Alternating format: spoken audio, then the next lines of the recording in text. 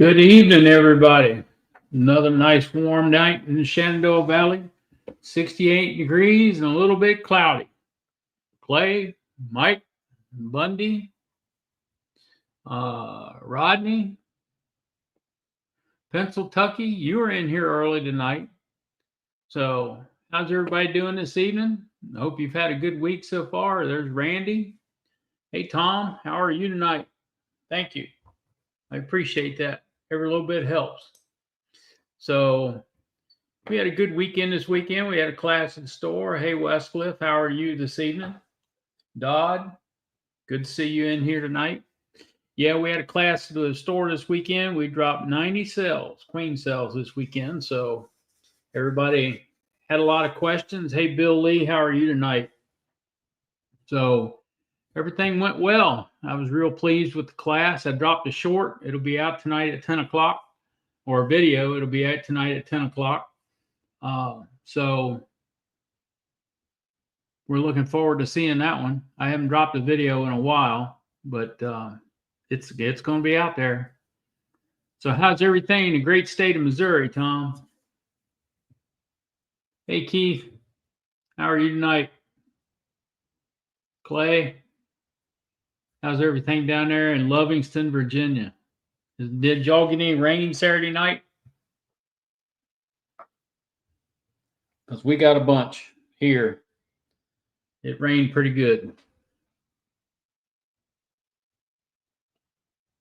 Help put my earpiece in so I can hear everybody. It's still wet down there, huh, Clay? It's still wet here too. We got a little bit of rain last night as well. Yep, it rained again. So I haven't heard anything out of Charlie today. All is well in Missouri. Plenty of rain. Yeah, we're getting a lot of it too. Yep, it's messing with our bees too, but our flow is just about over here. So I'm going to be getting ready to take honey here in the next couple of weeks. So we did pull some Saturday. We pulled, I think, 3 more super Saturday. Took them off a cell builder and a support hive to make them easier to get into. So, and they're all pretty heavy, which is a good thing. Hey, Bill, a lot of rain in Georgia. Yeah, it's probably all headed this way too, isn't it? Yeah, it's going to be over before we know it, and then the work's going to start. So, if it hadn't already. So, I'll probably start extracting this weekend. I got 8, 9 supers sitting there on the floor ready to go. So, I can get dragged that big old extractor out and start all over again this year. Yeah, looking forward to that one.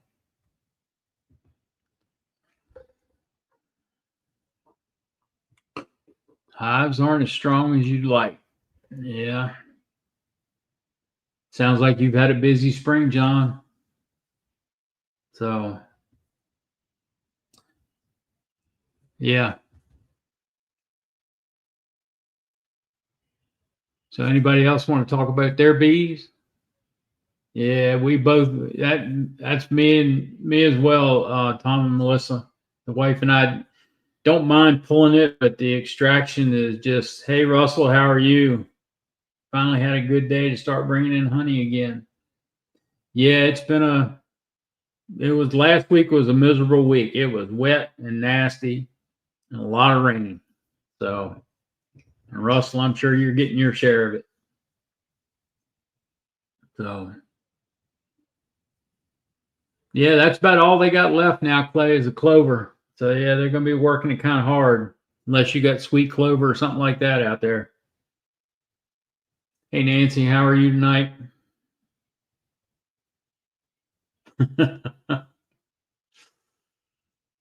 Hey, Darren, how are you tonight?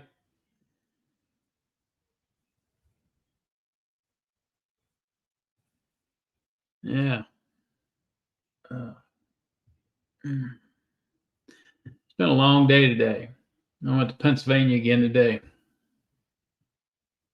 I didn't have much choice. I had to go. So, I got to have someplace to put all these queens to get mated. So.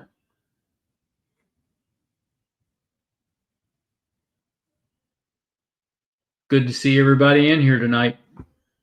Real good to see everybody in here.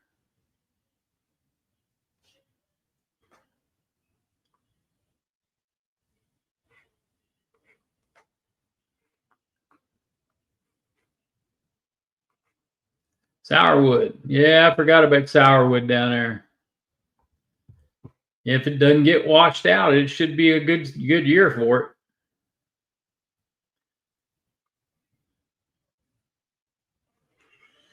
Yeah, I understand about the rain and the work. It's hard to dodge them raindrops working them bees, isn't it, Pennsylvania? Flower Street, how are you?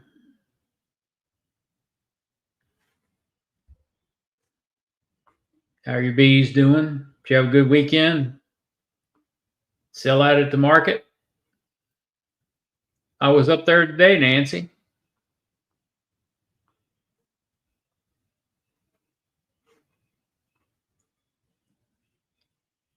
Darren, you missed a good class Saturday. That's all I got to say. Everybody had a great time. So we did a review basically of the first class, and started all over with the cell builders. Yeah, you could have met me up there today, Nancy. I went to Martin's. So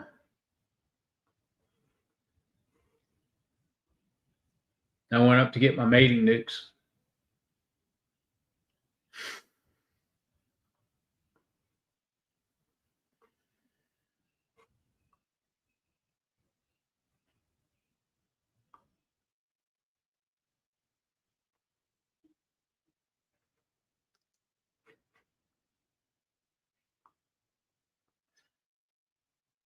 So who's another guest you guys would like to see on here?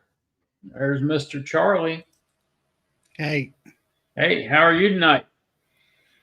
All right, I just got off of another club meeting. They had I forget the science girl from Nod.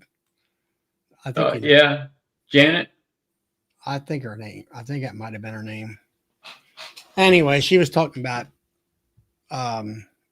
Formic Pro, but pretty much. Hey there, Tom, Melissa. Hey Keith, Brian. They were talking, the basic stuff about it, and when to treat, when not to treat, and this club, I don't know. There's a lot of new beekeepers, so they have a lot of questions and all that. But I asked one that I always ask because they never have it displayed on their pamphlets, like the one that you gave me that they had at Nobby. Yep. Where they always show a single deep brood chamber, and then they show a double deep brood chamber. And I'm like, guys, you're missing the boat here. There's folks like me that do 3 mediums, Yeah. So I mean, me, I always put it. Usually the broods in the first 2 bottom boxes, and the top box is more of a honey super by the time I treat, which is in September, which is Labor Day weekend type thing. And that's what she said. Treat it, put it on the second box, put it on the middle box or the second box and all that. And then they were talking about expiration dates. And one thing she did say, Formic Pro, yes, in the United States, it's 24 months, 2 years. In Canada, it is 30 months. Yep. Because they go by months up there and years down here, and they wouldn't give them a month date. They would have to be either 2 years or 3 years or whatever. Yep. So that's kind of some good background information. Yep. So, and they said that I asked them about the humidity thing. Well, they treated down in Florida and different places where they have high humidity, and they didn't see any problems. And I have not even started honey harvest, Brian. I've been busy in the hayfield, and today it's rained all day. It's raining for the next 3, I think days. 3 or 4 days, and then we'll probably be cutting hay Thursday or Friday, one of the two. Yeah, we were supposed to have started today. Cutting hay. Yeah, it's too Now, wet. do you round bale everything, or? Yeah, everything gets round baled. Yeah, that's the easy way. Yeah. And Hey, Danny. so I did go out there, Brian, this past Saturday afternoon.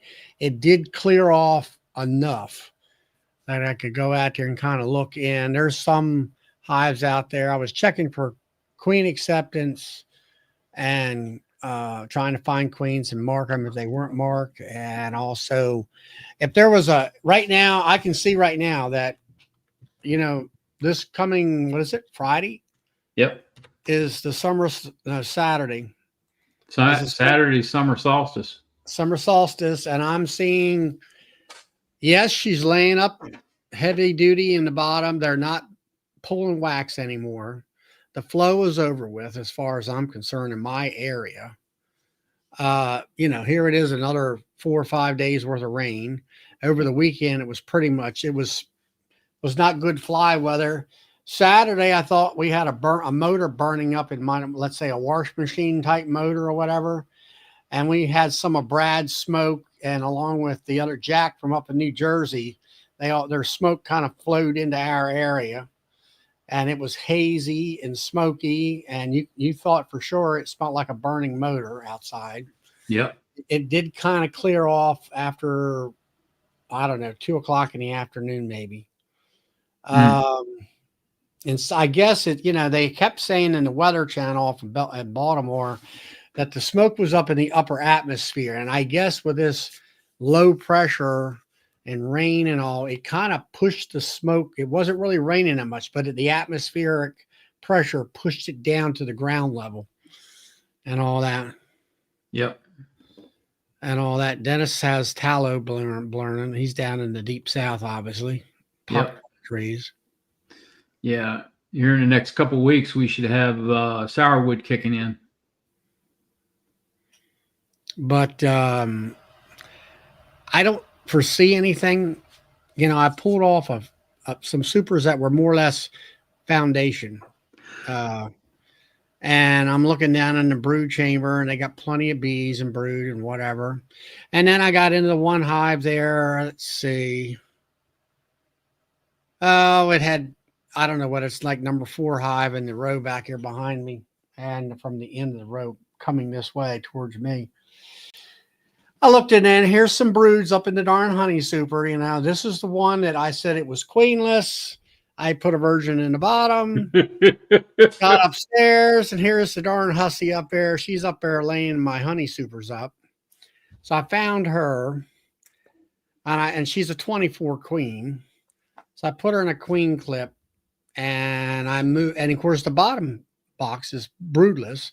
So I took all that brood and put it all downstairs, and I said, okay, let's go ahead and put a virgin queen in the bottom. And I think my queens are, I learned a few things. I've been studying Kent Williams's videos from Bees in the Weeds. There's about 6 videos or 5 videos.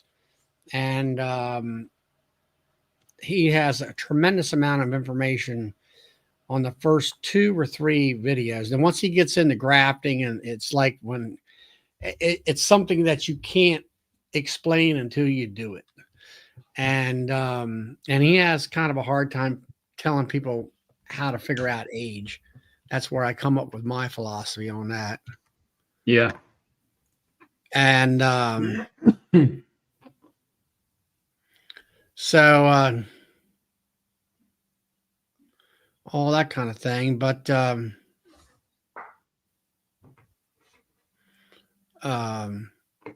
I was watching him, and what I was going to tell you. Oh, he takes his virgin queens. He's aged them in a candy cage, let's say, in a queenless hive for a week.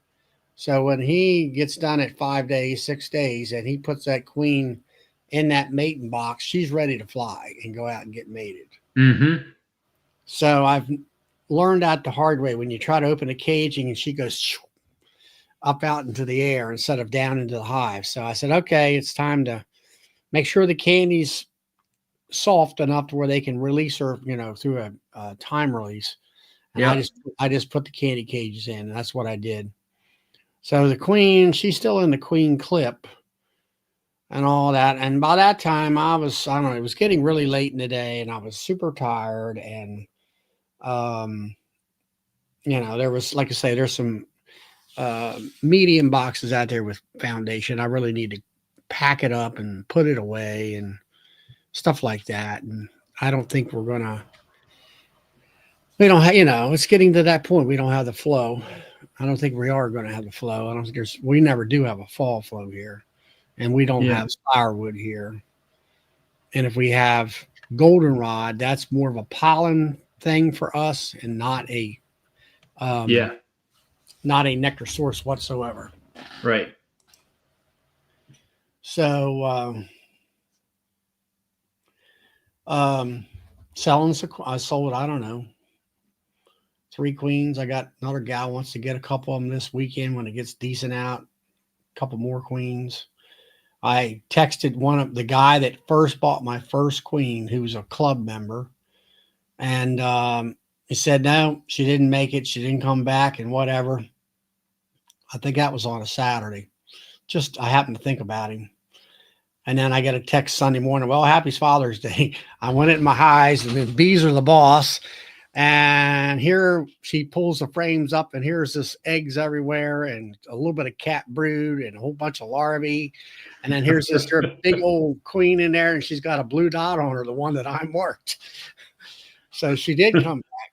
So it's like I told Andy. I said, well, I've noticed one thing. Because of all this rainy weather, it's taken about an extra week for them to get Yep. back from being mated. So instead of a normal, well, there's 2 things I learned here. Like I said, with Kent Williams, he banks them for a week before he ever installs them.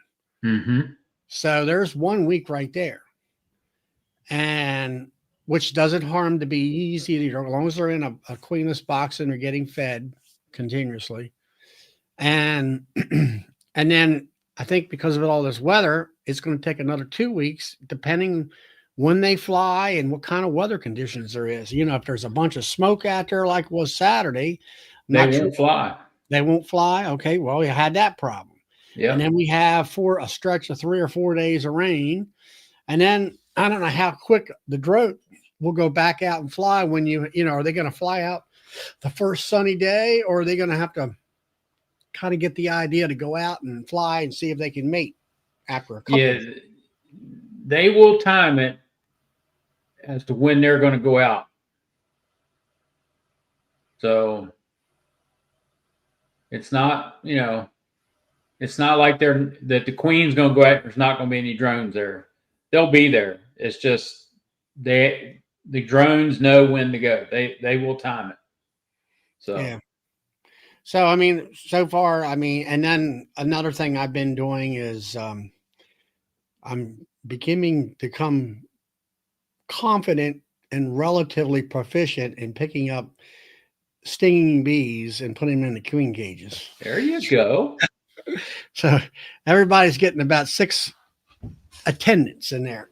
And Yeah. I kind of took Mark Miller's advice. When you giving these people these bees, it's like, put about 5 or 6 attendants in there to make sure, because I will have to say, when you put attendants in there, and I'll put them back in the cell builder, so they keep getting fed until the people show up. And then I said, okay, give me a couple of minutes. I'll go up there and I pick those queen cages up and bring them in. The bees are all over it. When you have the ones that's got the tenants inside, they're the ones that's got lots of bees on them, and you got to rake them off. Yeah.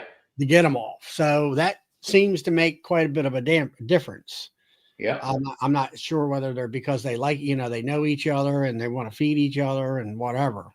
Yeah. And that kind of stuff. So there's one thing since I've been queen rearing here the last month and a half, something like that. I was supposed to grab today. It's just pouring down rain all day. Yeah. And I said, like, okay, I got, I don't know, 18, 19 queens in there.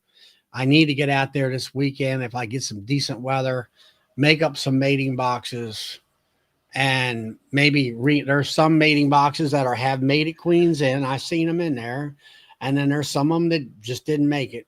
I think because of all the crappy weather. Yep. And anyway, uh, I've been learning all these fine tuning points along the way, which is that's what I like. I like that kind of stuff. Yeah. I like the hey there, Ryan. Hey, Ryan, Phil. yeah, Ryan. Did we are we managing our honey? That's all I'm gonna say.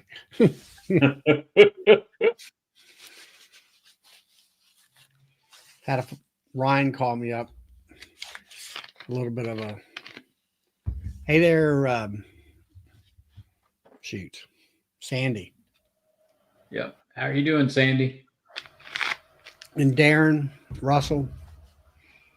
So that's where we're at, and um, like I say, I got a bunch of them in there. I've got some cells in there right now that they didn't hatch Saturday. I don't know what the problem there is. Can I tell everyone about it? No, I didn't tell anybody about it.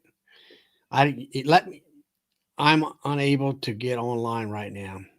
Do you want me to tell everybody about it, Ryan? It's nothing really super bad. He was just worried.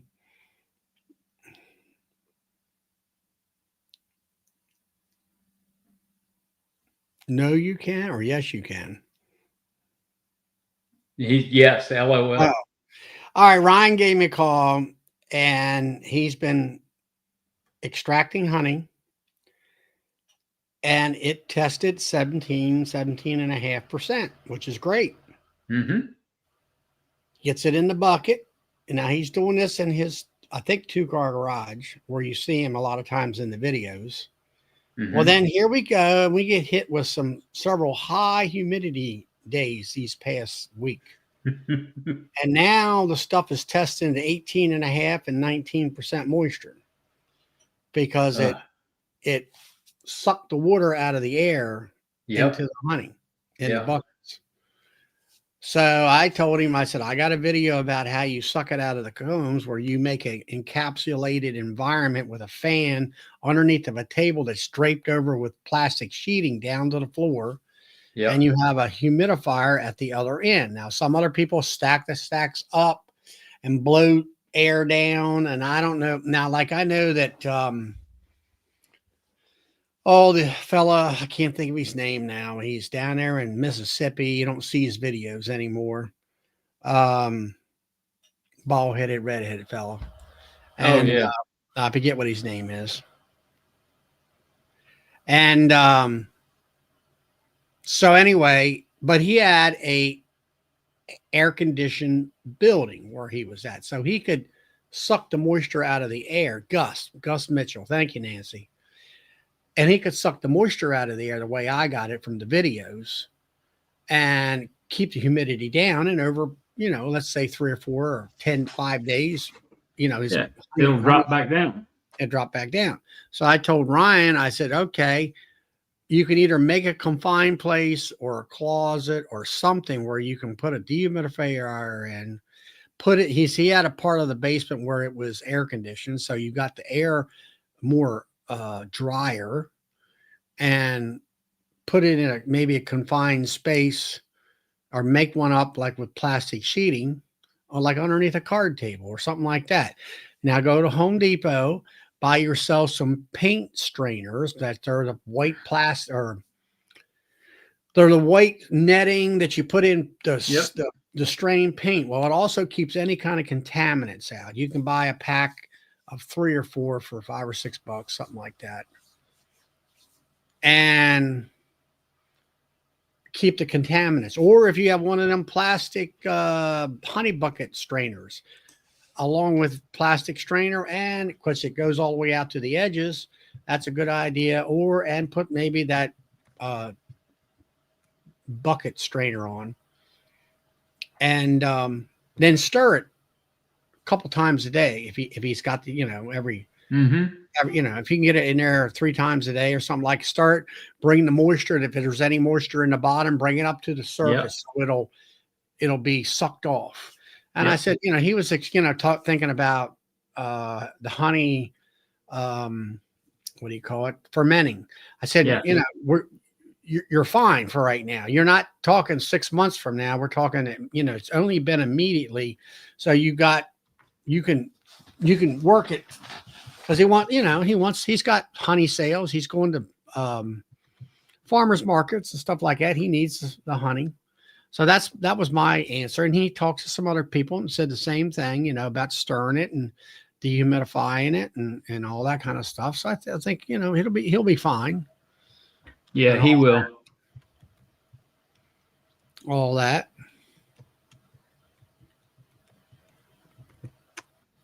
Yeah, we I spelled a humidifier wrong.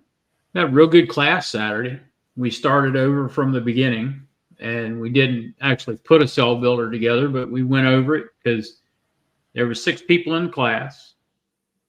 4 of them had been there before, and JT and Kathy were there for the first day. Right. So, we kind of reviewed the cell builder and talked about it a little bit.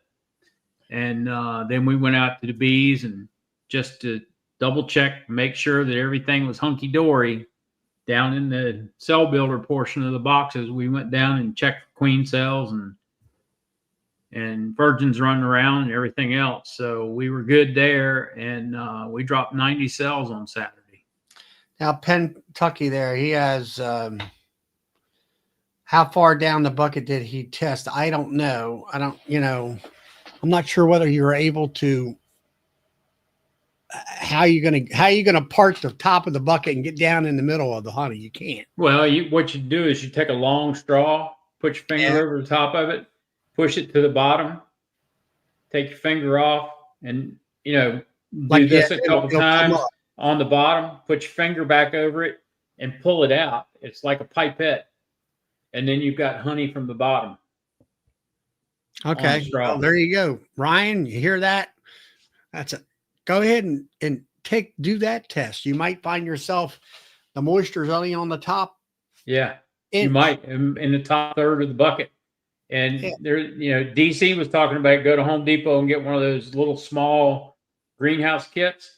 But you can also take and put a sheet of plastic over top of your buckets, get them all in a line, put a fan on one end, put a dehumidifier on the other, and as that fan blows across the top of those buckets, that humidifier is going to pull the moisture out, and that's going to dry your honey out too. So you do more than one bucket like that. Same idea with me, and I had a folding table, like an 8-foot folding table. Yeah, and I put the sheeting over the top of the table. I got a video of this. And then it got onto the floor. Then I put some 2x4s down so it holds the plastic to the floor so the air can't escape. Right. And then the other end, I put the sheeting kind of like out on an angle, like an alcove of a tent. Now I thought, well, you don't want the outside air, so you only want the air inside to kind of be circulating around. Put those, like I say, bring it out there, put a 2x4 down, and keep that tinning plastic sheeting, and put a box fan at the one end, and then at the other end have another kind of a tinning out from the end of the table and put that dehumidifier in, turn it on high, and I had 6 or 8 honey supers in there, and they were high humidity, being tested by the refractometer. And about 5 days later, instead of being 18, they were 17. Yeah. And, some people are are fine with 18 and a half. And yeah, 18 and a half is the rule of being dry enough they won't ferment, but I'd rather be a little on the safer side, just like formic acid or formic pro. They have a high temperature of 85. I like to be at 80 or less, and I like to be low humidity, and I've never had any bee problems when I follow those rules. Yep. Now, I only do my formic in, I call it the fall, which is September, Labor Day weekend. Some people do it. I think you do it in the springtime. I do it in the spring and fall. I do OA throughout the winter time, if it's temperature wise. And I was testing 0 mite drops come, I guess it was April this year, February, April, and all that stuff. Hey, Joseph. And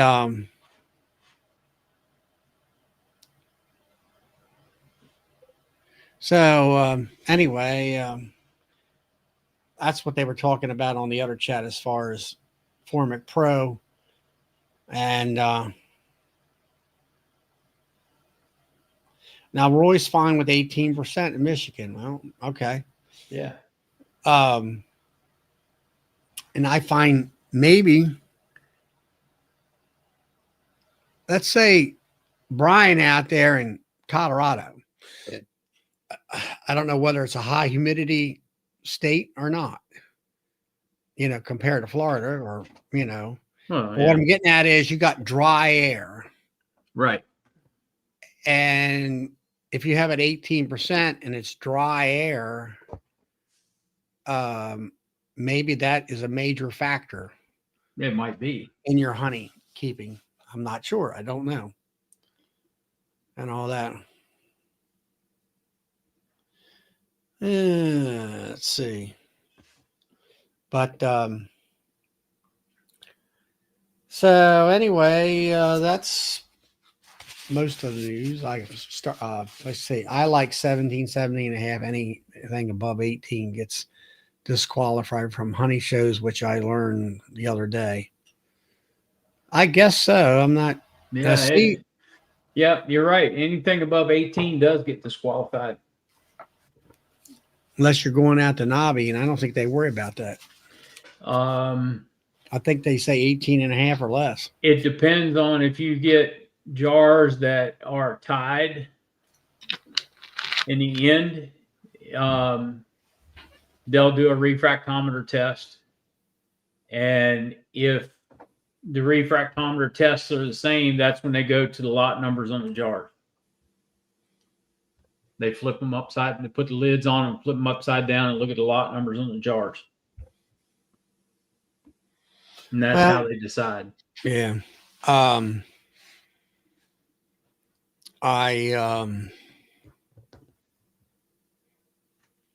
don't know. I don't enter anything in. I entered one time in the Maryland State Honey Show. It was just a 1-day thing. It was a meeting and a show. Yeah. And they said I was last. And I got my little scorecard, with all the points and all that. Yeah. We're walking out, and Pamela, of course, she's a math teacher. They didn't add this right. Instead of me being last, I was third place. Now, that was the first time, and I didn't really care. I didn't read the instructions. It was like, well, you can't have any honey on inside the lid, and you can't have any fingerprints on the glass. Yeah. And you can't have this, and you can't have that. And I'm like, are we judging honey or are we judging presentation? Well, the presentation's part of it. Well, I'll say 95% of honey contest is all about presentation. It's nothing about your honey. Yeah, Nobby, it's all about presentation. I think they're all that way. Yeah. So that was one and done in my book. I got my $2. I said, I want my $2. Send me a check. And then I didn't get no ribbon. Didn't get a third place ribbon. Haven't got one yet. I said, you know what? You can take all your darn honey judging, and people get into that. I got a gal over here, several counties over. When I was down in Knoxville, learning how to graft in 2000, Yeah, well, whatever. I don't care. You Yeah. know, I said, you know what kind of ribbon I like? I like them $24 ribbons, you know, and all that kind of stuff. Yeah. Well, anyway, while I was down in Knoxville, Tennessee back in 2019, learning how to graft from Kent Williams, she was over there in North Carolina or someplace where EAS was. She walked her hunt, and she's if you want to learn how to do honey and you want to learn how to win consecutively, that gal knows what she's doing. And she come out of there with that silver plate and the top dog of, you know, all honeys and stuff like that. And oh, sorry, yeah, that's that what Roy says.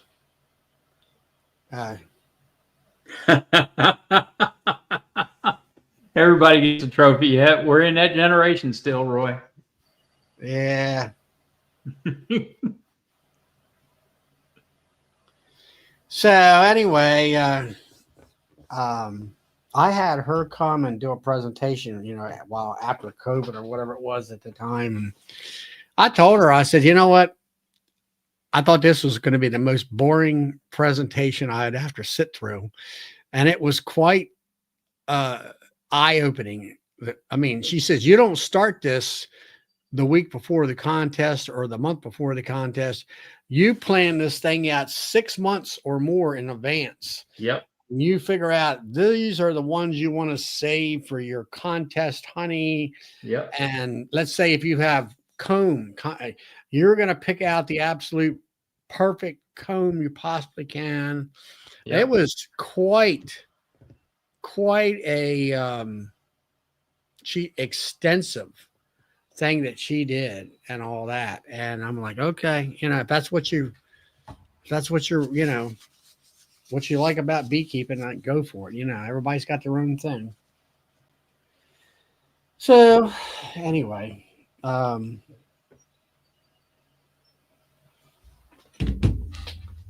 yeah, you're going to enter a honey contest and it's the same judging group that does knobby. You better start looking for glass 6 to 8 months ahead of time. So what's Phil's comment? What was it? About you being the second loser. Well, yeah. I don't care. He says, don't leave it up so long. That's all right. You know, it's all in good fun. Yeah, like I say, I tried it, and I'm like, for what little bit of money you get out of it, it's like we ain't talking $100 first prize or $500 the first prize. No. We're talking $20, maybe. Yeah, you might get your entrance fee back. Well, we didn't have an entrance fee at all. You know, I'm like, forget it. It ain't worth the hassle. Yeah. Yeah, I won't enter the state contest here because too much of the good old boy system is still involved in it. So, same people win it every year. That state. Well, it's like the one fellow talked about, or somebody commented about me doing a black jar. I have to say, I think black jar is the most honest. Mm-hmm. It is. Honest contest there is. Now, with that, there's also a problem there is that depends on the person who's the testing or the taster person. You know, depends on what they like in flavor or whatever, unless they have like these wine people that they have trained themselves to pick up ever so slight differences. Yeah, you know, most of them are sommeliers. They do go to school to learn how to taste honey. So, and they're good at it. I got a girl that works in my store that's a honey sommelier. Now, Clay that's what I like. I got people, I'm already getting phone calls from my relatives. You got the honey yet? Any of your honey? You know, and I'm like, well, what is so great? And he says, you got the best honey. It tastes the best in the, you know, just absolute the best. I'm like, well, and Yeah. all that stuff. And I'm like, well, if that's the case, I'm glad to hear that. And all that stuff. So anyway, hey Carl, and Yeah, there's Carl. I don't know. I don't get a stretch of weather here. First thing I got to do, everybody's talking about me harvesting. I know Brian was talking about it. First thing I got to do is get enough time to clean the back porch off, get it cleaned up, and free of dirt and whatever. Put down rosin paper, get the floor all taped up, and then I gotta get I put a pallet down, then I put my extractor on top. Well, I need to work the pallet and put some boards up underneath where I didn't. So I have a better bite on the screws and stuff that I have, or come up with a better fastening system for that to keep it on the pallet without pulling a screw up out of the leg. And get that fixed. And like I say, start harvesting some honey here would be. And once I get all that in place, then I'm ready to start harvesting. Like I say, I don't think I'm gonna, here it is. What is it? It's the 16th of the month. It's halfway done. Yep. I've looked, I don't see anything coming in. The Catawba tree out here, it's bloomed. The blooms are being knocked off with all the rain. But the bees don't really go for that tree. You think they would, but they don't. No, they don't. Just like the mimosa trees around here. They don't see many bees on them around here on the mimosa trees. I don't know. Somebody was talking about that. We're down in let's say in the Carolinas. Maybe it was Keith or something. That's kind of like a dark honey from what they tell me. I don't know. I don't know. Hey, All Keith that. Spillman, what cup is it? A light honey in the mimosa tree or a dark honey? Because the bees don't bother them around here.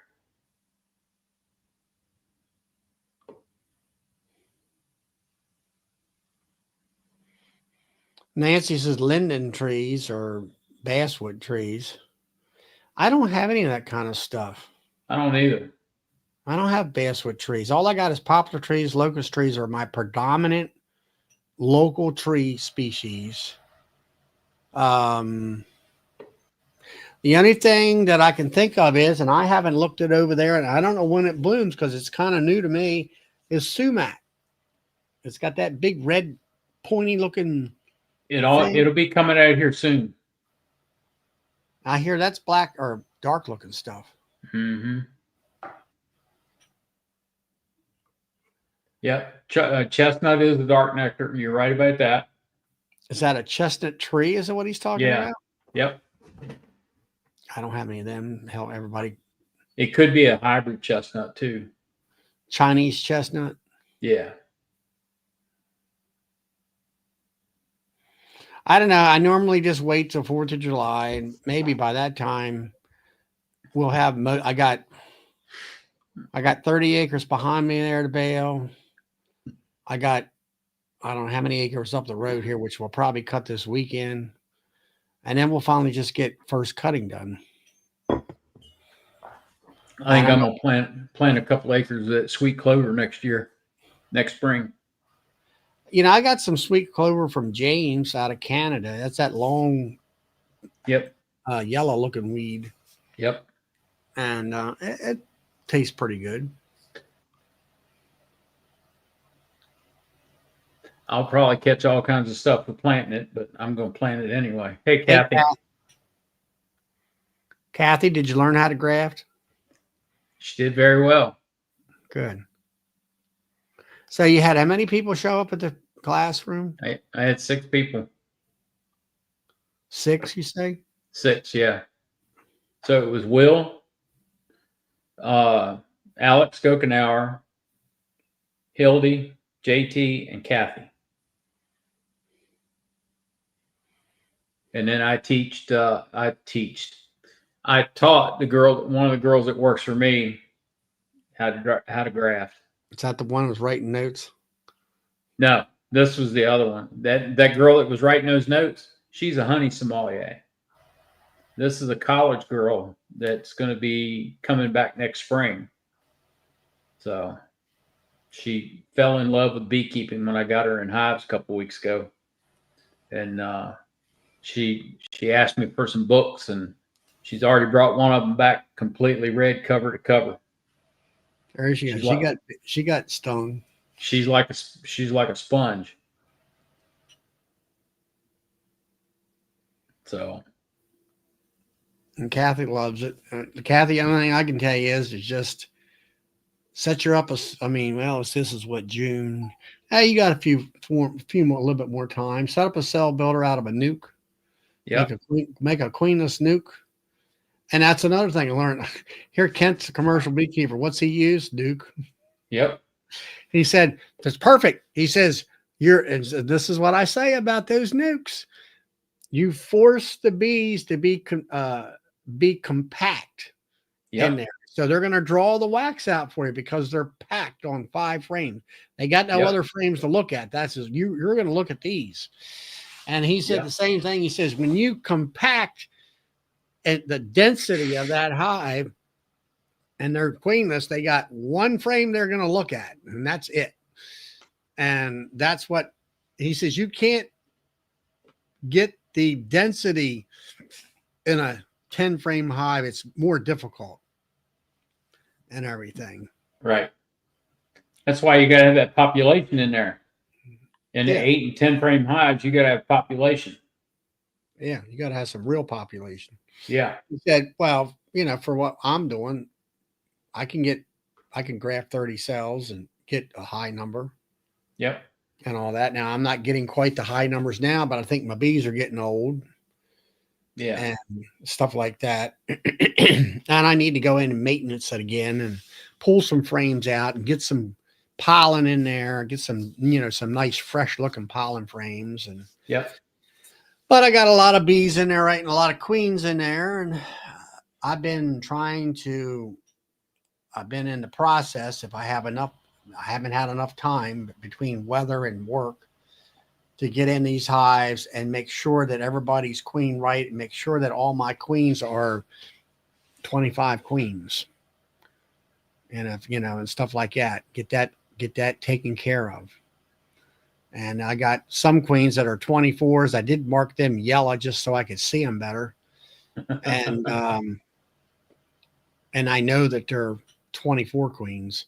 And yeah, I'm gonna, if I get the time, my thing is pull that queen out, let that hive go queenless for 6 to 7 days, time out the age out all the larvae, and then go back in there and cut out any queen cells, and then drop in. If I got a mated queen in the back thing, which I have a few right now that have seen, I'm gonna cage them, put the attendants in them, and after 7 days, put them in that hive and let them, eat the candy out. yeah. Hey, Grammy, haven't seen you in a while. There's Brad. Yeah, look at there, Brad. Look, he's got the same problem we got. Yep, Has rained for the last 3 weeks. yep, Holy smokes. Killing him, I'm sure. yep. I'm sure it is because it's killing me. It is me. I just can't get in there to get all my stuff done. So I had one hive out there that the queen came back and she was laying, but you had more drones than you had worker bees. Right. And I'm like, okay. So I went through some other hives that were pretty darn strong, and I think I found 3 frames. Instead of me doing a demery, I took them frames, pulled 3 frames out of that, empty frames out of that hive, dropped them cap brood frames in there. And then I went through where I found some nurse bees on some bees upstairs, put them in a nuke box. And then I dumped a pound or so of bees right in on top of those frames. So they would cover them and kind of give her a kick in, and all that. Yeah. Yep.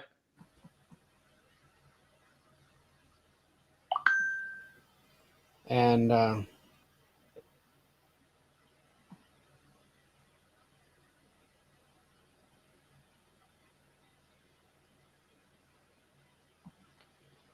Anyway, So what else you been up to, Brad? I haven't seen you in a while.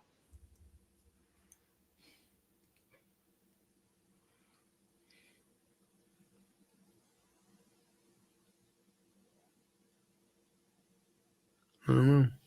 I don't know. So, I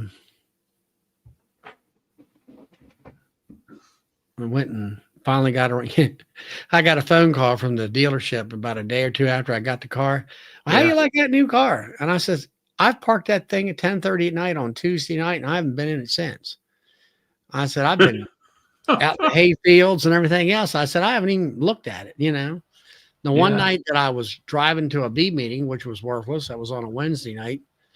I took the old car because I hadn't got, in hand confirmation that the insurance is everything's settled out and Yeah. ready to go. I'm like, I ain't going nowhere until I see that piece of paper in my hand. Yeah. I don't blame you. Which, yeah, Roy, I called him. I'll have to look at him. Hey, Barnhill. Good to see you. Working on rental houses, cutting trees. That's what she looks like from the. Sounds like that rain's keeping you busy, Brad. So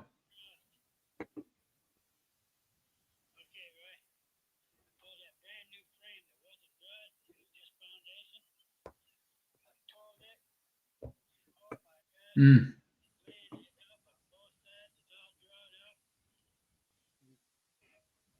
Yeah, Roy sent me a couple of videos. That's good looking, Roy. I got 5 frames of bees and put a foundation there and drawed it all out and everything. It was looking good. yeah. Hey, Barnhill. Yeah, I know what you mean about it being too wet, Brad. It's wet up here too. Well, that's another thing. Right now with all this rain, I'm looking at, I haven't even tested yet, but I guarantee you, I bet you that honey's wet Oh, I'm sure it is. and all that stuff. Well, the honey that we pulled, most of the honey we pulled Saturday and what I pulled prior to that was all capped. So that's a good thing. Roy said that's from James to me. Now, which one's James? You'll have to remind me, Roy. And then Barnhill, that's Keith out there in Arkansas. Yeah. So anyway, it was one of them rainy days, and my son, he found a used Baron and Baylor combination up in Oh, Pennsylvania. really? It was north of where Will, I think, lives. James, no, oh, okay. And James Knoll. yeah. And anyway, it wound around to where there's a fellow here locally that did our straw for us this year, which my son helped. They kind of partnership a little bit. And so he said, yeah, that person had called them when they first bought it in 2017. And about, I guess when they first bought the thing and all that stuff. And so we were going to go up and we were going to take a hike on up there this morning. Mm-hmm. And it's raining and stuff. And then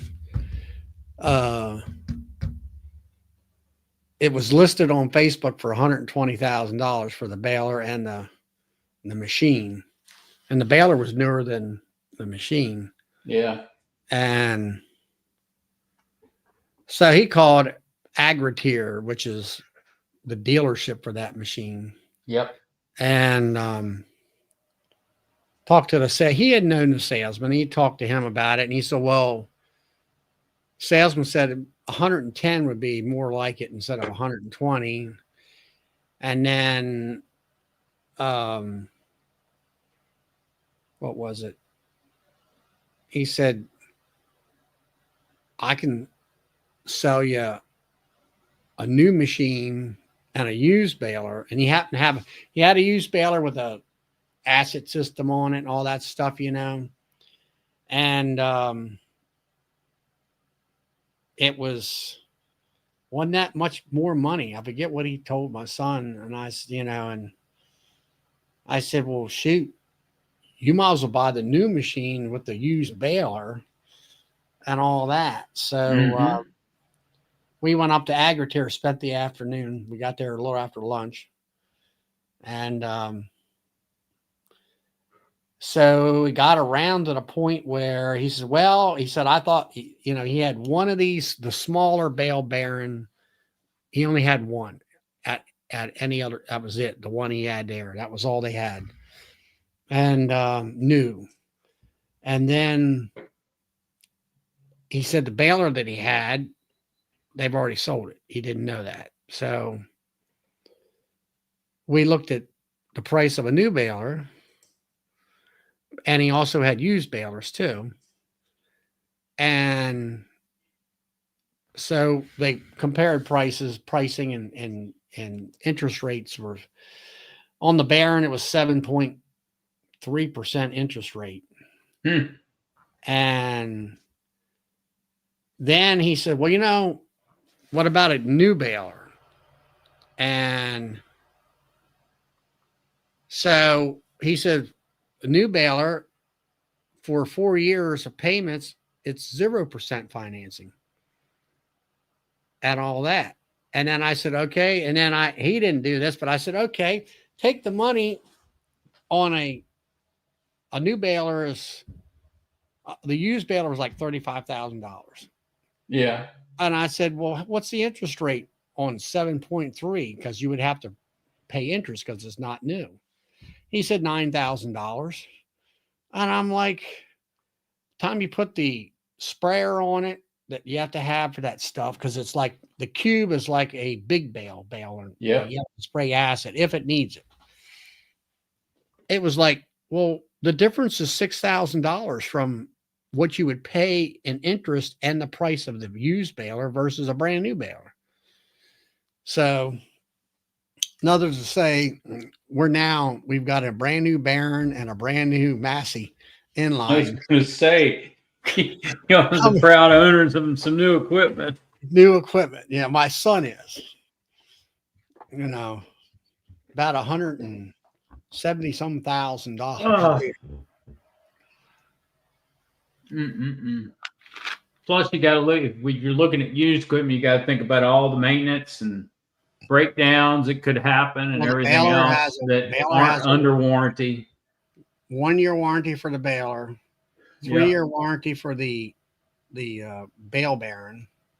It's all brand new, and then the pricing and everything includes there's the hook the baler to the bearing, the hydraulic system, the piping. That's over $5,000 just for the piping. Is it already on the baler? No, it's not on. You have to if you Oh. buy. Well, the price of everything included the piping. And then I said, now we bought a tractor a year and a half ago, or a little bit better. And of course, we made sure that tractor would handle that machine because that's what the purpose was for. Yeah. And I said, now he said, then we'll come down and plumb your tractor for you. Cause it's not normal hydraulic fittings. You got to hook it into your tractor's hydraulic system. It's called a center something valve. Yeah. It's like direct feed to this machine. It all runs on hydraulics. Yep. And you got to have at least a 26 gallon or 26 gallon hydraulics. Hydraulic reservoir on it. Well, no, the pump, it's got to pump 26 gallons of a minute or a second or whatever. It's got to be high capacity. Yeah. Is it high pressure or low pressure? I guess it's high pressure. I don't know. Wow. So we went ahead and signed the papers, or he's getting approved.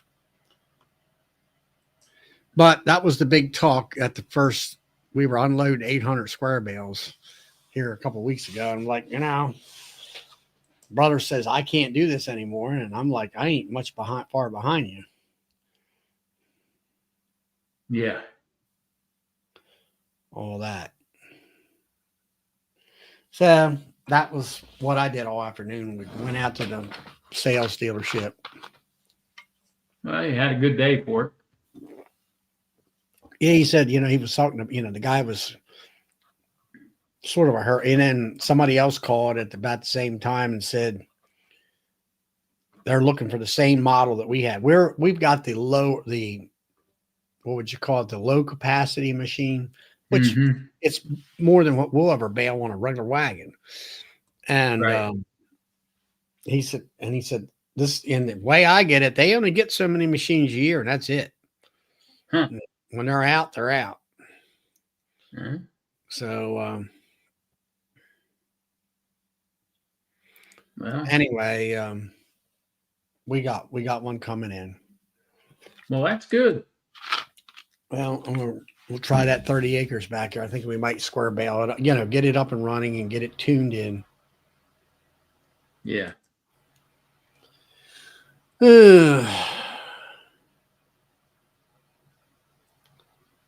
So I'm looking at another piece of equipment. So I'm looking at a track machine. For what kind of a track machine? 289D Caterpillar skid steer. It's not really a skid steer; it's a track machine. Talking about a skid loader? Yeah. A track skid loader. Yep. That seems to be the everybody's going to that. It seems like It's got 3,000 hours on it. And all that. So yeah, but Can't afford a new one. well, that's true. I mean, Yeah, the undercarriage on what I'm looking at looks pretty good.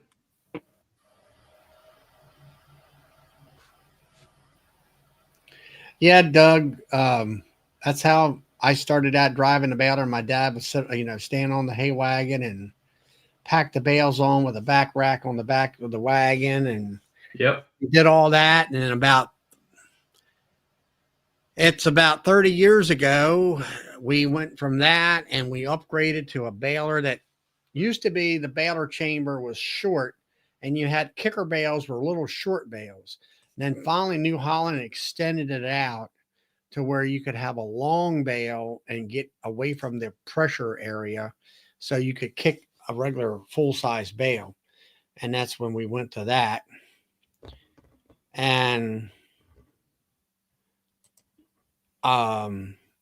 it's like I told my son, I said, the farming, the hay farming part era, there's a new generation or a new era where I seen this machine back in 2008 when it first came to the United States. It was about $60,000 or $70,000. It had a tricycle wheel in the front. Well, that didn't last a year.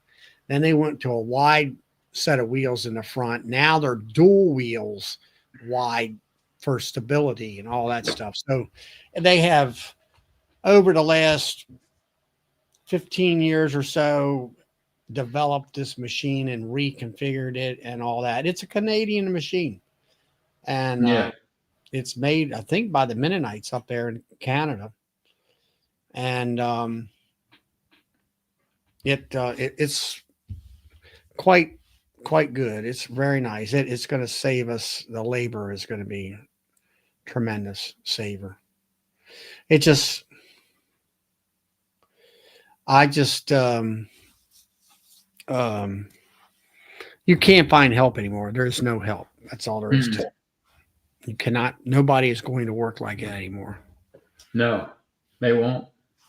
So, but this will pretty much, when it comes to cutting, tedding, he'll have a new baler, a new baron. He'll get rid of the kick wagons. He'll keep a couple of them that he can put a whole cube of bales on there and take that wagon with cubes of bales and let the people unload it that way.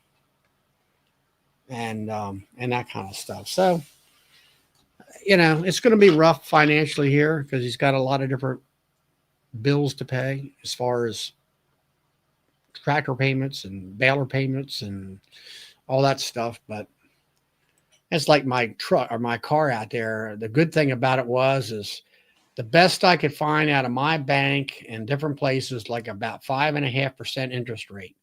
And I got it for 2.99 or 3%, as I call it, which is, every little bit helps. Yeah, it does. There are the newer homesteaders, but that is kind of different, I think, DC says, well, DC,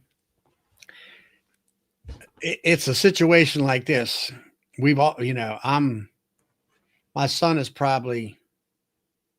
he's third generation hay farmer, and we've always sold hay to horse people. And we're in that area where we get top dollar for horse hay, and square bales has always been the number one choice. And we do plenty of round bales too, but you can make more money with square bales. It's just the labor intensive is what it was. Mm-hmm. But we're doing 120, 130 acres of hay or more, and this is what you need to keep going that way. We've got, we're not a bunch of what do you call them, homesteaders. We're farmers. We're commercial. When like my son told me, he said, well, this past year he sold over 1,200 round bales, not all, bought and sold and his made and everything else. So anyway, that's the farm talk for tonight. Yeah, we finally made the plunge, and I'm glad he got something new. It's one of them things, like I always say, you buy something new, you know what you got, and as long as you take care of it, it'll last and last and last. Yeah, you're right. It'll last him for a long time if he takes care of it. Well, from what we gather, there's no real. Good night, Brad. Night, Brad. There's no real. What would you call it? It doesn't wear out. The Baron does. Maybe the baler does, but not the Baron. Yeah, I was going to say the baler will probably wear out before the Baron does. It will. You're going to have to. What do you call it? After 30 or 60,000 bales, you'll have to redo the plunger. Yeah. Bearings and all that stuff. And the bearings, the slides, all that'll have to be redone. The spacers, all redone. Round bales are not illegal in Pennsylvania. No, they're not. The balers are actually made in I was in New Holland, PA today, right there where they're made. They make all kinds of round bales in Pennsylvania. I don't think so. I don't know what you're thinking of.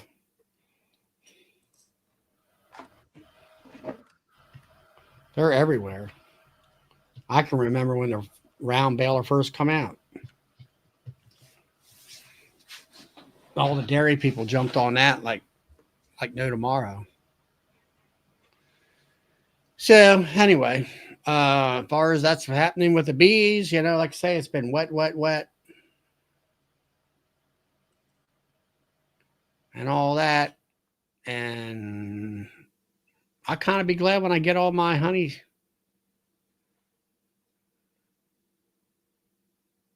Oh, that's why. That's a good one. That's a good one. You got him. You got him, Nancy. Me too. Because I searched it. But yeah. Oh my. So everybody did well as far as grafting goes. Was he feeling better? Yes, he was. He felt a little bit better Saturday. He still looked kind of rough, but he felt better. What was his? He said he took some kind of medication or something. Yeah, and it made him sick. So, but he said he felt better Saturday. So, yeah, everybody had fun. I think everybody enjoyed it.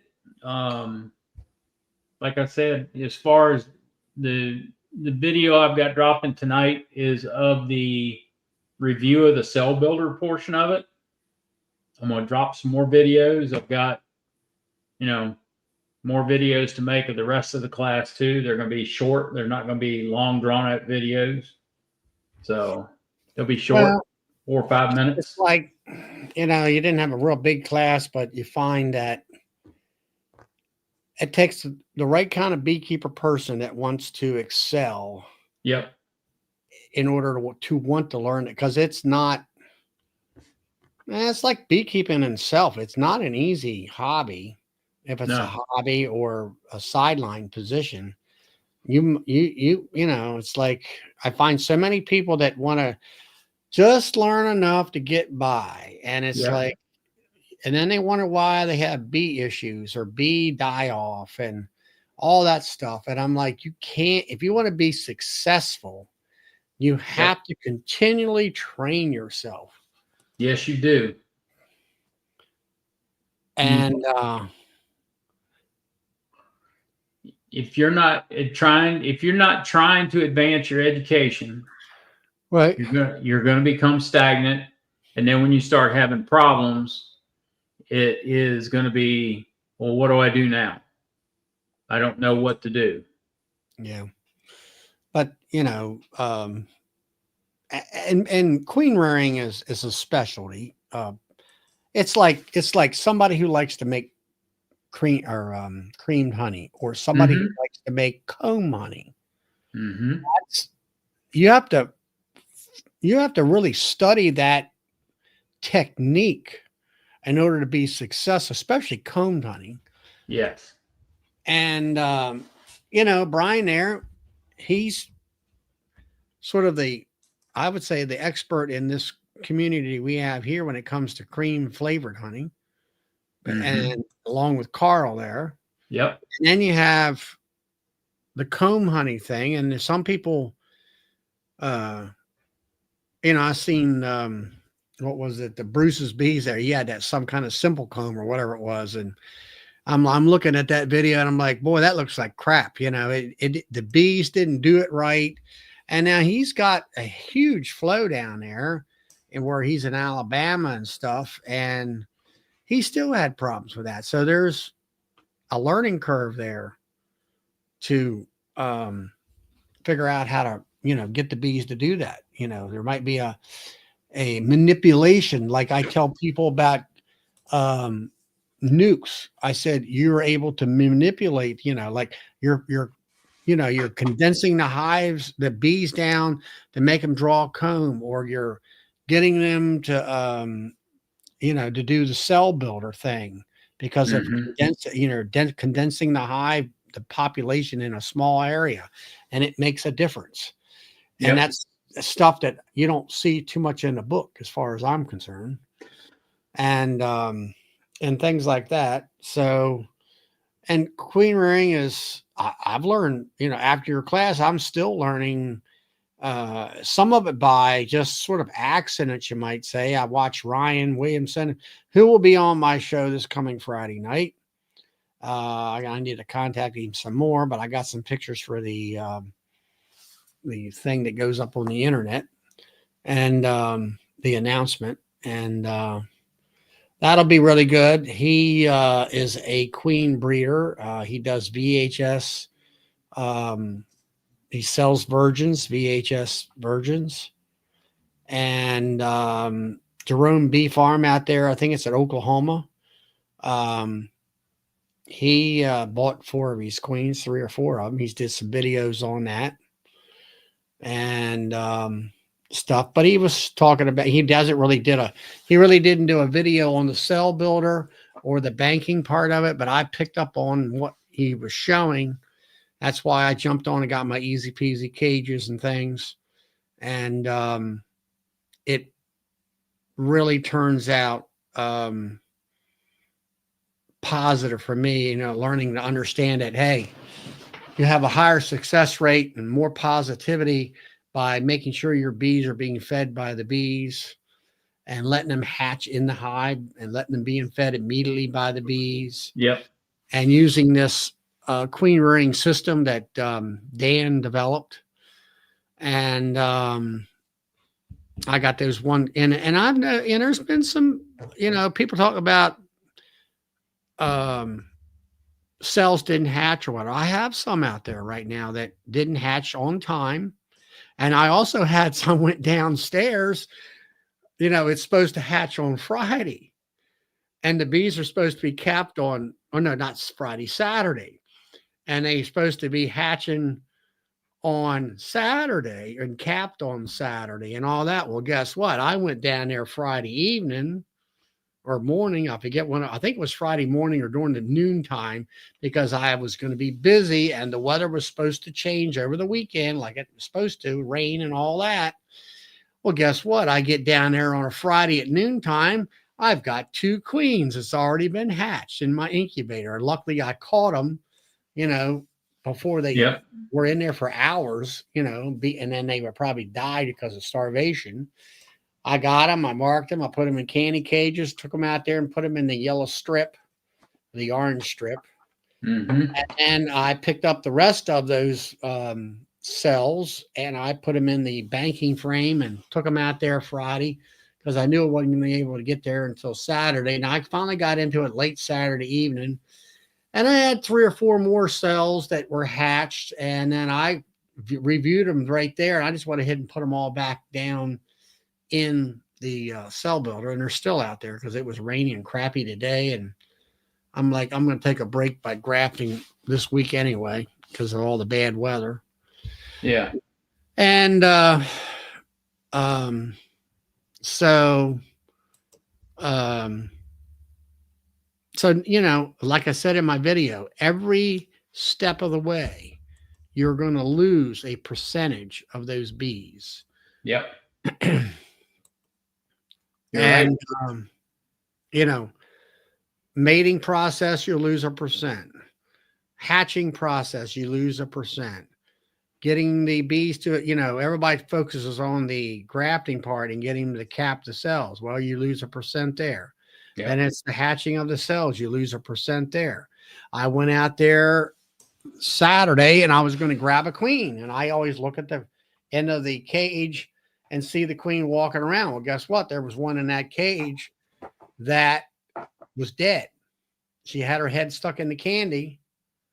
She was supposed to have been fed. But then you listen to Kent Williams on Bees in the Weeds videos, and he says the bees know whether that queen is faulty or not. Yep. They will not feed her if she's no good. No, they won't. And they'll let her die because they say, she's no good to the, they know the difference. Yep. So I found a queen that was in the feeder that didn't make it. Not the fact that she was not going to get fed. So that's something that you have to figure out. And then you got the ones that you think you can know what you're doing, and then they kind of fly off on the wild blue yonder. So you have to watch that. That's when you learn to start using candy and do like Mark says. If they're a week old, you want to candy release them girls and all that. And then I've been also doing the putting the attendants in there. Been so far, been pretty good with that and all. I'm a little slow at it, and I'm not like Hardiman's down there where they're putting them in there like crazy. But so that's some of the things I've learned here just in queen rearing. It's the finite different keys and stuff. Yeah, you've got to pay attention. You've got to be on top of it. And Ryan is the type of breeder that he stays on top of it. And he's good at what he does. And he's doing it for a living. He is. And he's truly trying to create a line of queens that are his queens, that he's created that line. That's why he does so many parvo assays and everything else, counting lights and all that stuff, because he's looking for that perfect VHS line is what he's looking for. And I feel like eventually he's going to get it. He's going Well, he was to talking about create it. he had some friend of his, and I'll say it's in West Virginia, and they call it, their code name is Magic Mountain. Mhm. And there's some feral bees up there that it's a area where there's not many people that live there. And he's been open mating with these bees in the area there. And he's had some, successful mite counts, I'll say. A lot of zeros and things like that. And that's good. I'm happy for him. I hope he does create that VHS line that he's looking for, because when he does, he's going to be able to say, I created it with the help of my partner or whoever's helping him. And here's the name of this line, and it's available on the market. And he said, I can guarantee you this is going to be this percentage of VHS. Yeah. And I really hope he's able to do it. I've known mine for a while. Yeah. Then I was watching again with Kent Williams on those videos. He made mention about Jason Bragg. So Jason Bragg is quite well known amongst the artificial queen breeders and VHS type stuff. Yeah, he is. And I didn't know he had gotten to that. Yeah, where the funny mushrooms grow. Well, probably. Yeah. Who knows? Maybe that's remember here, what, about 5 or 10 years ago, everybody's talking about the mushrooms on the side of a tree, and they were trying to get it to kill varroa mites or something like that. Maybe that's what it is. These bees are eating mushrooms and they've been inoculated. They're eating shrooms. Yeah, shrooms, flying around upside down. Oh, well, look at that. We can fly upside down and the mites just fall off. Oh my God. So anyway, it's like say as far as everything is a go, and we're gonna have Ryan on there, talk about that, talk about how he sets things up, cell builders. I really like the hardware techniques. I like things that I can learn to take back to my apiary and apply to what I do and that kind of thing. But learning how to bank queens, I always thought that was, of course, I was always hearing when they're banking mated queens. I didn't, nobody talks about banking virgin queens. And it's just like, I get the same thing every time I get a text. You got a mated queen? I'm like, no, I got virgins. Well, I said, I know you've never been taught anything about virgin queens and how to introduce them. And, and to be quite honest with you, most people don't even know how to introduce a mated queen. And I'm talking about introducing it in a situation where you've got about a 90% chance of success. Yep. And that is, you need to take and dequeen the hive, wait 6 to 7 days, go in frame by frame, shake all the bees off, cut out every emergency cell, queen cell, whatever that you think it might be, that they use to requeen themselves. Once they are at that point where they're, quote, hopelessly queenless, and that's exactly what that phrase means, then put your candy cage in there and you should have somewhere around a 90% success rate. Yep. And you should. I'm not saying it will, but your percentage is very high for success. Yeah. Because they're going to be looking for her, and then that's another thing. Put a cage there and let them, and they'll sniff her out if she's a mated queen. Yep. And see how the reaction is. Are they trying to feed?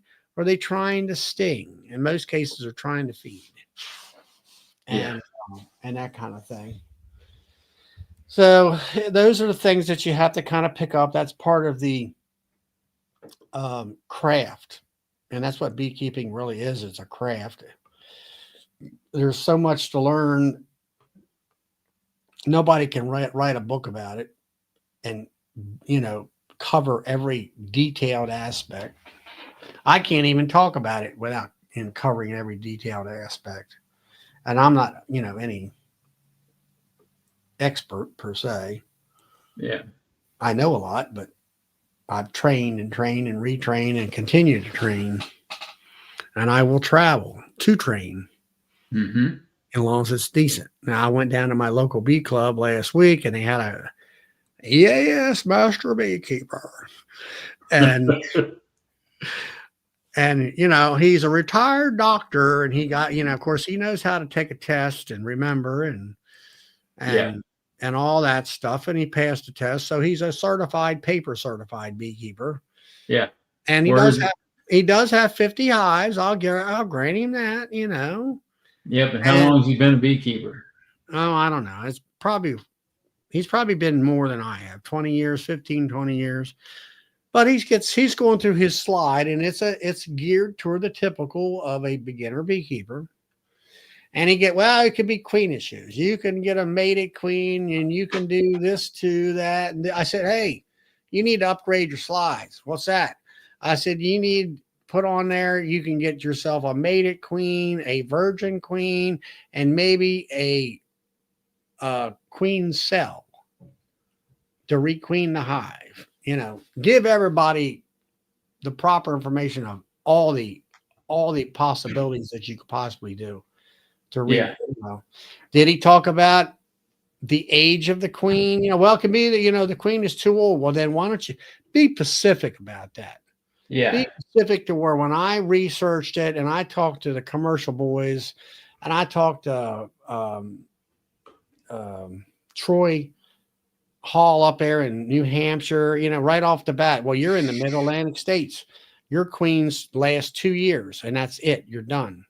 Now, yeah, you might have one queen that lasts longer, but it's not going to be peak performance. And I was like that queen I was telling you about where I marked it yellow. I'm looking at her brood pattern and she had 3 or 4 frames of brood, but now they're starting to get in a little holy here and there. And I'm like, you're a 2nd-year-old queen or in the second honey season. Right. You're now because of experience and making aware of watching your queen and scrutinize your queen. Now I'm picking up on brood patterns being very important. Do I have frames of sheets of brood or do I have a little small, it might be in the middle of the frame, but let's say it's only half the amount of the frame of brood pattern. And then it's getting kind of holy. That's telling me she's on her way out. Yeah.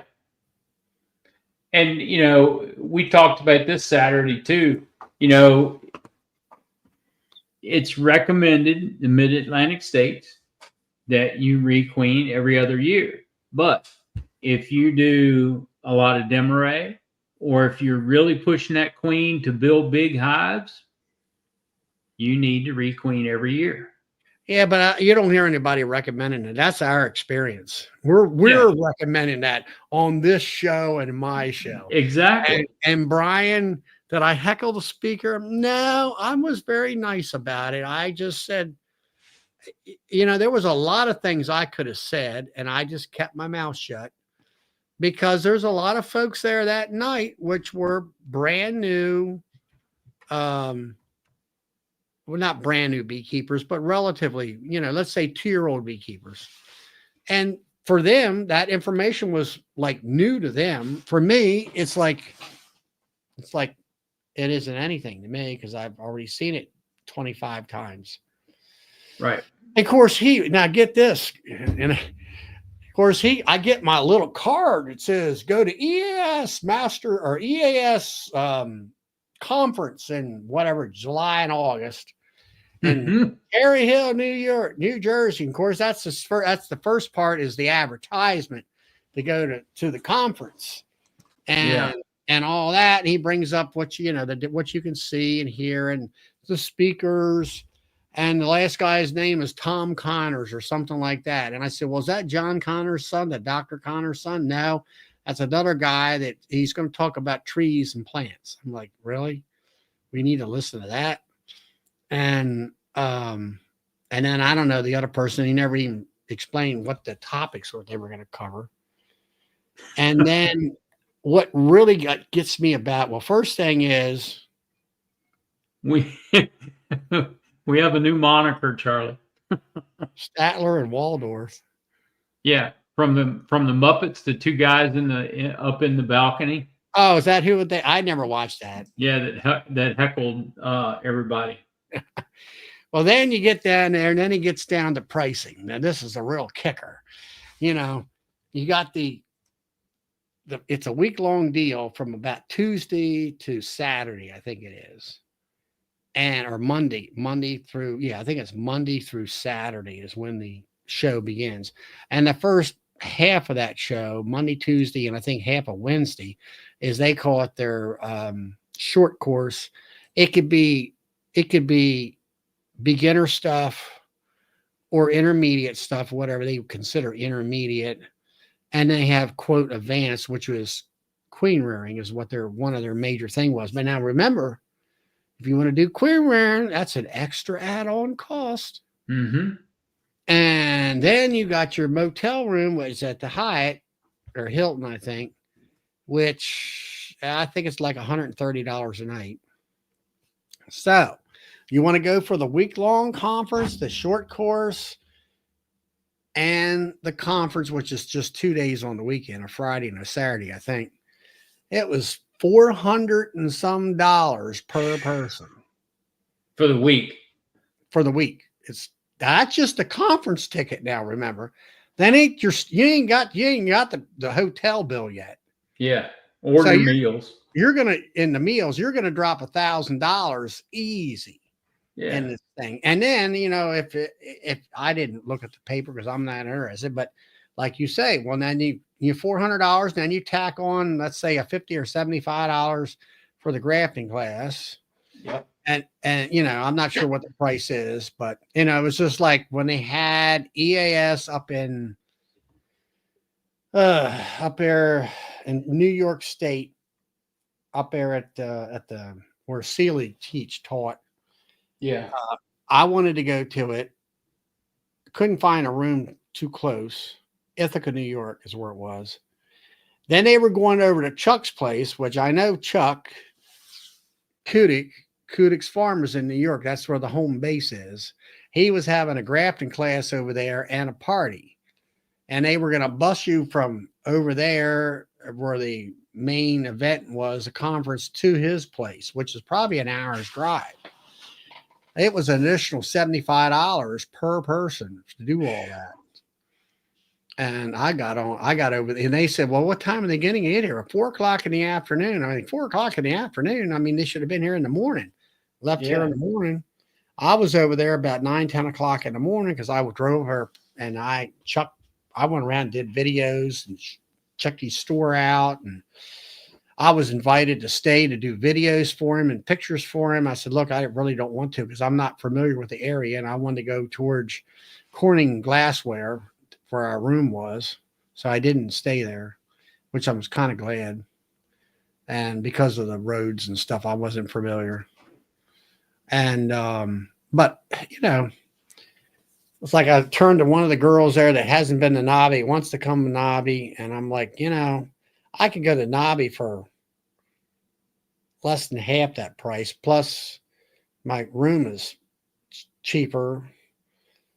And the class, she was telling me, she says, there ain't nothing there to classroom wise. It's worthwhile. I said, yeah, you're right. They're still in I don't know what you would call it. They're still in the same format in the last 15 years. Yeah, they're still in beginner's phase. Well, it's not just beginners, but it's like this group right here. We're all sideliners, most of us, or more commercial. Yep. And we're beyond all this beginner stuff, and we're looking for some serious steak and meat and potatoes in our information. Yes. And Nobby can pretty much provide that. in a lot of different ways, and we're all YouTubers. And today's generation of beekeepers are YouTube beekeepers. Yep. And we're having, your talk show, my talk show, everybody's talk show throughout the whole week. We got this huge community, and we can either talk to each other directly, or we can come on these shows and ask questions. And we're up here an upper level information gathering area, and then older guys down there, they got speakers that I'm like, who are these people? Right. There's something. Well, if you'll notice with EAS, most of their speakers are science-based speakers, and I'm like, your science, even the what would you say, the topic is not that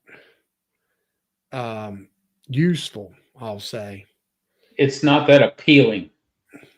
It's not appealing. All right, like tonight we had the PhD girl from NOD. She was down there at Nobby, and she did a basic, about using Formic Pro. She come right out and said, hey, and the one person asked a question, hey, why are you using always 2 strips? He says, well, if you want it to penetrate the cappings and kill the mites under it's an under the capping mite treatment, a brood treatment, as I call it. He says, you got to do that. You won't get the penetration with 1 strip at a time. Exactly. And those are important things to keep your bees alive. That kind of information. And you would think Nobby, or not Nobby, but EAS would bring people like her in, and useful tools, tools or information that you can take home and apply and keep your bees alive. Yeah. It just, everybody that comes in the shop that goes to EAS, they only go once. They do what in EAS? They only go once. Oh. And then they never go back. I've been one time. I'll never go back. I've never been. It was in Baltimore last year. It was 45, I don't know, half hour away. Well, Yeah. 45, let's say 45 minutes. There's so much traffic, I would rather stay there and all that. And I like Brian's thing here. Lots of no-lifers short their local beekeeping community through mentorship, club leadership, and providing innovative products. No-lifers are leaders in their communities. Yep. I can agree with that. No-life beekeepers. Okay. They short their local beekeeping community through mentorship. Short? They're saying, Brian, what are you saying? They're not helping their local bee club, or just what? What are you saying, Brian? Oh, support. He's down the next one below. It says support. So I like Roy's comment. Now, I know of 4 or 5 of my regular customers. They are anywhere from a 2 to 8 year beekeeper that won't come in the chat, but they listen every Monday night. And Charlie, they listen to you on Friday nights. So they are in the background, Roy. I try to get everybody that comes in the store, I give them a card and say, scan that QR code and it'll take you to my YouTube channel.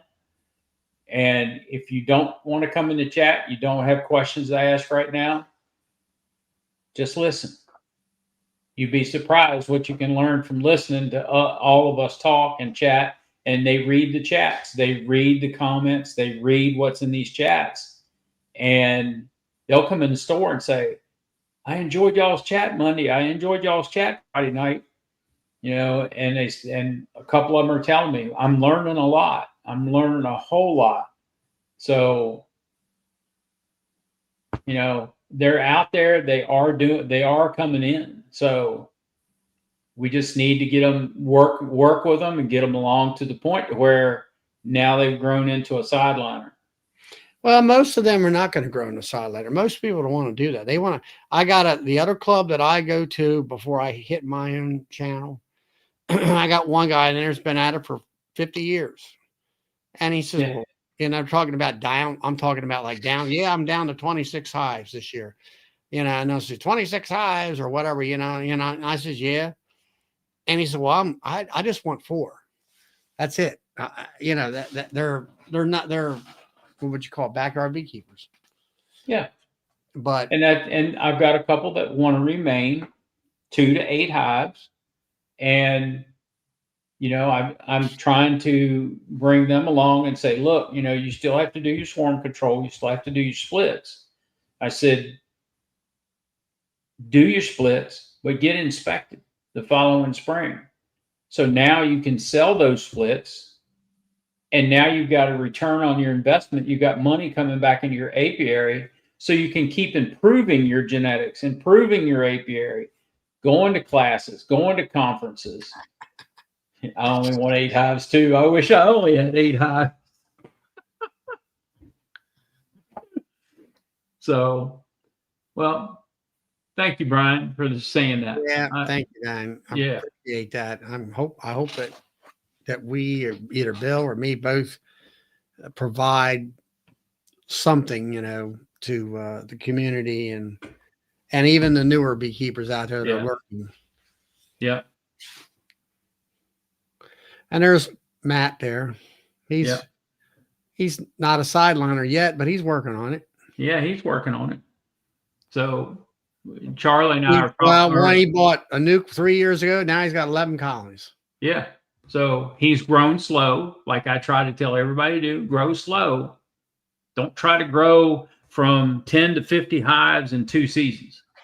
Well, there was a gal on that chat that I go to locally, and she has a partner, she said, or she has a person of interest in, to put money into a thing. And she wanted to go from, like you say, right now she's got about 26 hives, and she wants to go to 50 or more, all kind of like at one time, and then I'm working from home and I can do this and do that and have these out yards and all this kind of stuff. And I'm like, I don't know, I forget what her first name is, but anyway, let's say her name's Linda. I said, Linda, grow into your highs, grow slowly, go from 26, let's get up to about 30, 35. Mm-hmm. See how you can handle that. Yeah. See whether it becomes too much.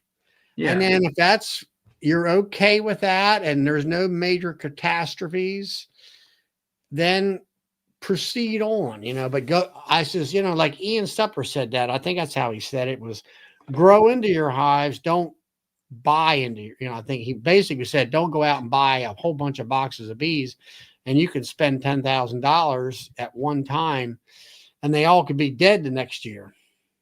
Yeah, you're right. Exactly. And then you've lost all this money, and you haven't lost it, but you've spent all this money with nothing coming back. Well, you got $10,000 worth of bees that are dead. Yeah, exactly. So Charlie and I guess it still stands with Charlie too. I mean, we're still going out to Tom's in Missouri in February, right? I'd like to, yeah. I think that's going to be, I think it's going to be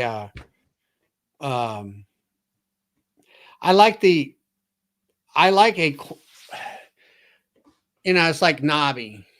Why I like Nobby? Because we all, as a community and a family on these chats, a good portion of us can get together and actually visit and actually meet each other. Yeah. And Tom and Melissa's conference that they put on is just a small, from what I can see, I've not been there, but I've looked at what they had last year. It is a smaller version of Nobby, and it's a little, and like most people have stated, it's more intimate. Everybody gets to talk and hang out together. Everybody goes out and, let's go to the local restaurant or whatever and have a great big time of food and drinking and whatever, and have a great time together. And that's what's fun about the conference is, it's like,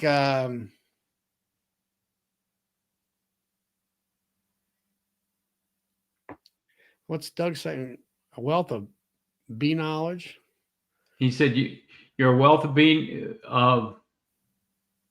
knowledge. He'll gladly share it with you. He calls it like it is, and not like it or not. There you go. Yeah. I mean, I'm, people call me. I mean, from all over the air. I had a lady text me, and I get to the point where after texting a few times, all right, I'm calling you. I just want to sit there and talk to you. And it was one of the local girls down here that she was looking at a virgin queen for a quote mated. And, what about this? What about that? And I said, look, she wanted to come up today. I said, are you crazy?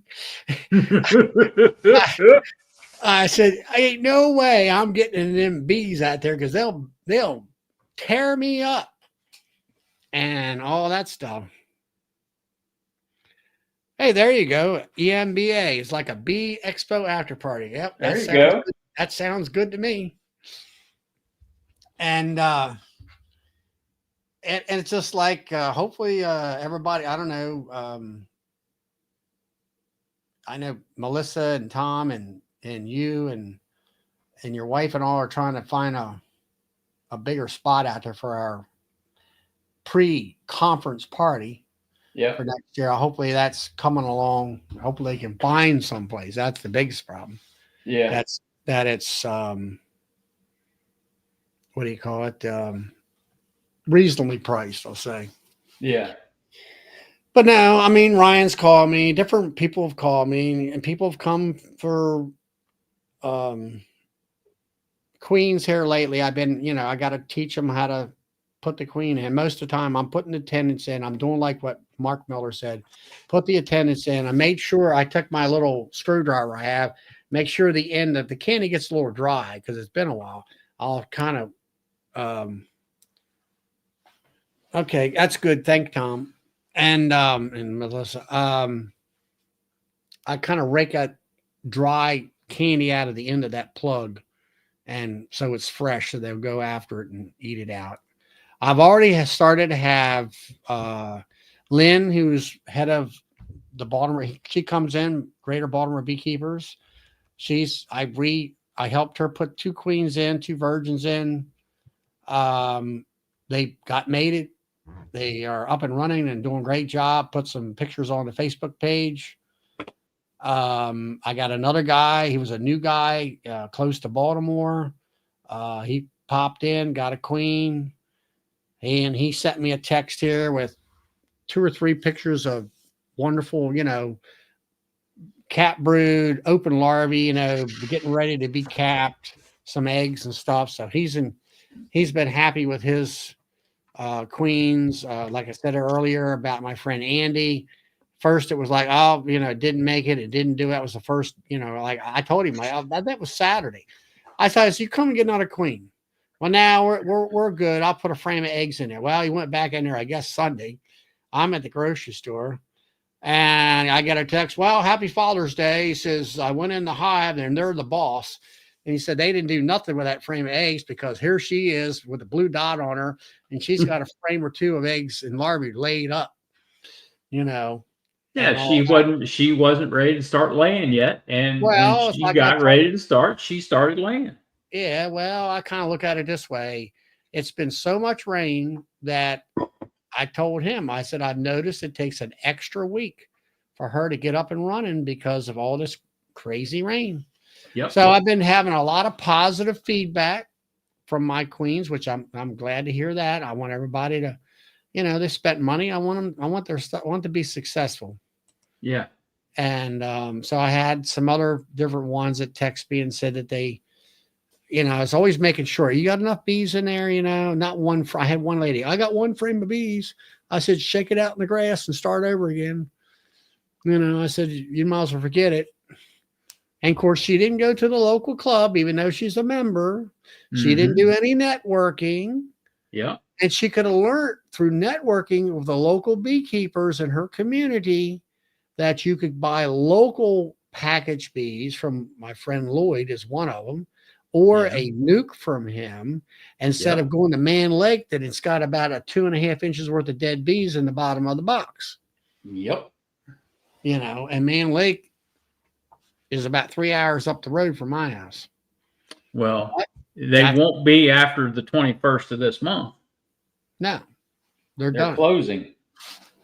And I also seen on the internet here, they're also closing a Texas store too. Yes, they are. So, that's the thing. That's one thing about, you should belong to your local bee club. That is a resource and all that. I'll catch you later, Carl. And, so, I tell them, if I don't think they need a queen, I says, nah, you're just wasting your money. And, then I had, let's see, I had 3 different people come in. One guy did a cutout, and it was a roof over a roof, the way he explained it to me. And they're up between them 2 roofs. He's a little skinny guy, and he couldn't get in there to get the comb out like Dirt Rooster does. And he didn't, and they wouldn't let him cut the roof open because they're getting ready for a roofer guy to come in. I said, well, he didn't know what Bigo was. I was really, Honey Bandit, Bigo. I said, well, what's that? Gone. Yeah. Honey be gone. I said, it drives the damn bees out of there. So he had a homemade vacuum cleaner out of Home Depot bucket, and there was about 3 inches of bees in the bottom of it. And he had it, he said, well, should have taped the queen. I said, no, she'll overheat and die. So hopefully he poured the bees in a hive and put the queen in there and see how it goes. And then I had 2 other girls come in, and they had one hive she recognized they were queenless, and she lives around the lower part of Baltimore. And we got to talking about, she didn't want to go to this one club. She went to, it was too far away around the Beltway and this and that, and too far from my club that I belong to.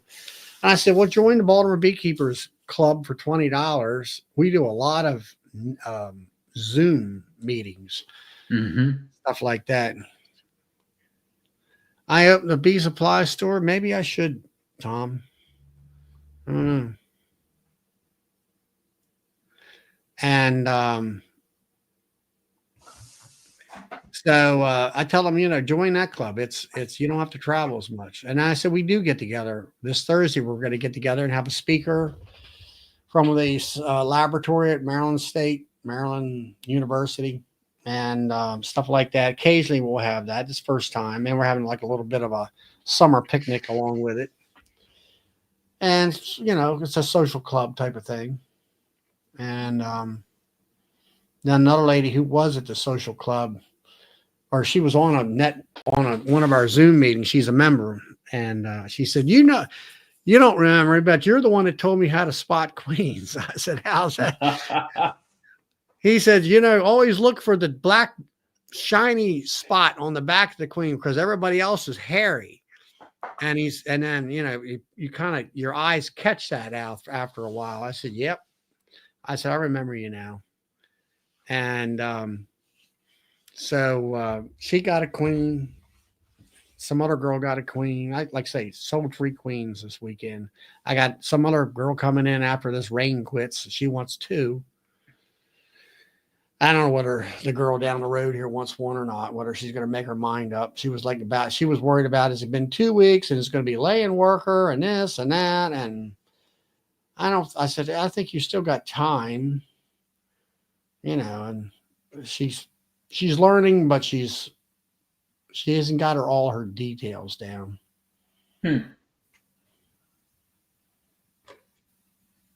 But she's always kind of, I don't know, always texting me.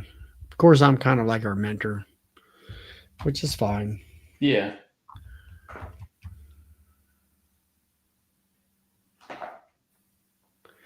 I guess so, Brian. I don't know about the international part. I know that, we had friends that were at our pizza party in Kentucky. They were from Canada. I know Doug's from Canada. We got a lot of commercial guys. I'm really tickled with that as far as having that upper level of commercial guys that, come into our chats at our level. Yeah. I mean, it makes me feel that, that we're providing a higher standard of information, I guess you would call it. Yeah. And the reach will get out there eventually. I mean, Yeah. Well, like Brian said, he met Pete and John. They're both from Colorado. So here you got beekeepers that are not really in the club scene because they might have clubs I mean, I do know Brian talks about there's not that many clubs, in certain areas. right. So this brings in beekeepers that never would even meet each other Right. under different circumstances, which is great. So, Well, I know we have a lot of people from North Carolina listening. We have a lot of people in South Carolina and West Virginia listen. So, as well. Well, it's about that time, I think, for me. It's about 10 o'clock. So, I appreciate everybody coming out. If you enjoyed the chat tonight, smash that like button. And if you haven't subscribed yet, please do, because it helps us all out in the long run, keeps everybody hanging around a lot longer so we can keep more of these chats going. So we appreciate you coming out. I hope you enjoyed it tonight.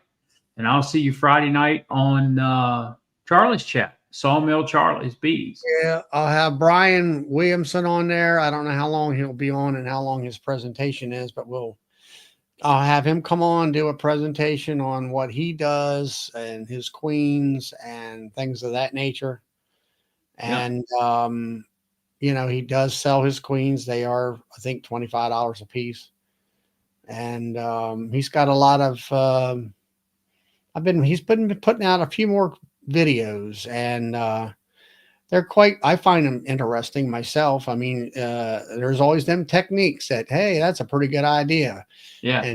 And I'll use this technique or that technique, and things of that nature. Yeah. Can't find the queen? We'll just put queen excluders amongst all the different boxes and come back in 5 or 7 days. You'll know where to look. Yeah, exactly. That was the last video he kind of put out. It was something about that part of it. So until next time, we will see you. Yep. Friday night, 8 See you p.m. Friday night. Good night.